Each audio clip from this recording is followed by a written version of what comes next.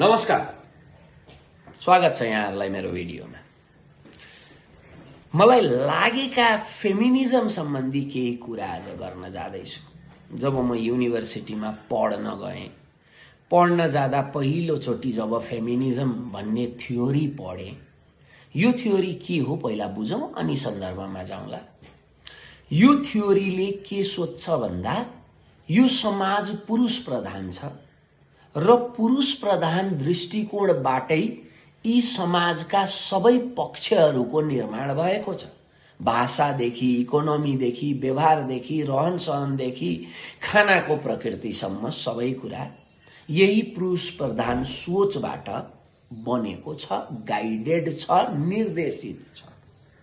अब फेमिनिजमले के चाहन्छ भन्दा यो फिमेललाई पुरुष प्रधान सोचले जुन तल बनाएको छ, दबाएको छ, त्यसबाट उन्मुक्ति चाहन्छ। यानी कि फिमेलको लिबरेसन, इमान्सिपेसन, स्वतन्त्रता चाहन्छ र बराबर मेल र फिमेललाई इक्वल स्ट्याटसमा ल्याएर राख्न खोज्छ यो थ्योरीले। अब यो थ्योरी पढ्दाखेरि मैले युनिभर्सिटीमा सधैँभरि पश्चिमेली, स्पेशली अमेरिकन र यूरोपियन कन्टिनेन्टकाहरूको नाम देखेँ। मैले फेमिनिजम पढ्दा देखेँ Judith Butler, Helene Cixous, Mary Wollstonecraft, Virginia Woolf, blah blah blah blah blah, र यिनीहरूबाटै फेमिनिजमको सुरुवात भयो। First wave, second wave, third wave भन्दै मैले पढेँ। र यो पढिसकेपछि जब म महाभारत पढ्न थालेँ, महाभारत पढ्न थाल्दाखेरि मलाई अचम्म लाग्यो। यी वेस्टर्न फेमिनिस्टहरूभन्दा पहिले हाम्रो द्रौपदीले जुवामा जब युधिष्ठिरले द्रौपदीलाई लगाइदिन्छ र हार्छ, हारिसकेपछि त्यो जुवा खेलिरहेको ठाउँमा द्रौपदी आउँछ र द्रौपदीले भन्छ, भीष्म पितामहलाई, देवव्रतलाई सोध्छ, ए बुढा मान्छे, ए हजुरबाउ, त भन् मलाई, एउटा महिला व्यक्ति कि वस्तु? यदि वस्तु हुँ भने ठिक छ, राख्यो, जुवामा हार्यो।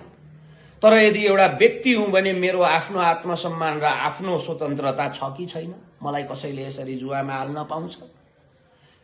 हेरौं त, यहाँनिर महिला व्यक्ति कि वस्तु भन्ने क्वेशन त महाभारतले पहिला गरेको रहेछ। पश्चिमाहरू त यसपछि बोले नि यो विषयमा, तर हामी पढ्दैछौं को प्रोपाउन्डर फेमिनिजमको भन्दा त्यही पश्चिमाहरूलाई।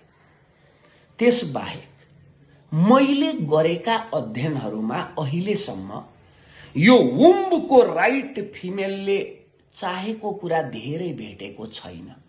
यानी कि जसले सिन्दूर लगाइदियो वा जोसँग बिहे गर्यो उसैको शुक्रकीट आफ्नो गर्भमा फिमेलले बोक्नु पर्छ।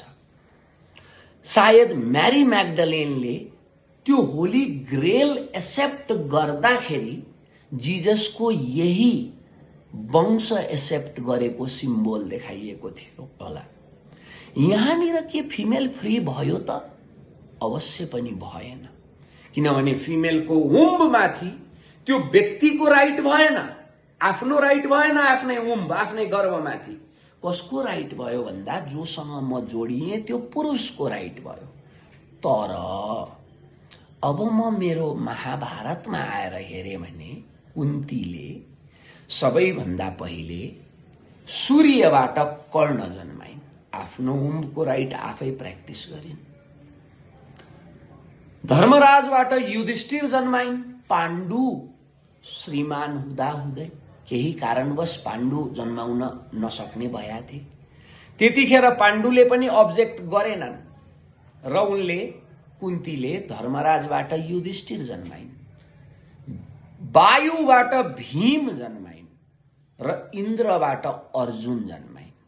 र त्यो मन्त्र माद्री आफ्नो सौता बहिनीलाई दिएर माद्रीले अश्विनी कुमारबाट नकुल र सहदेव जन्मायो।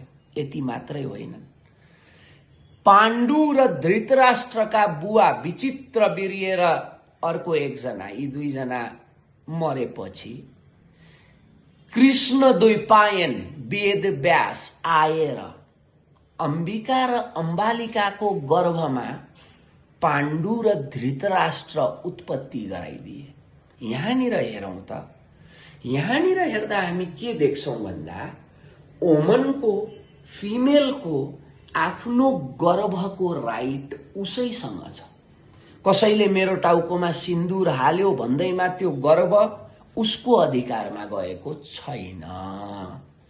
यस्ता कुरा मेरो आफ्नै फेमिनिजम, मेरो आफ्नै फिमेलका कुराहरूमा रहेछ नि त। त्यहाँमाथि हामी देख्छौं गार्गी, मैत्रेयी जस्ता वमनहरू। एकजना त जनकको कोर्टमा नाङ्गै हिँड्थिन्, यज्ञ बल्क जस्तो विद्वानलाई च्यालेन्ज गरेकी थिइन्।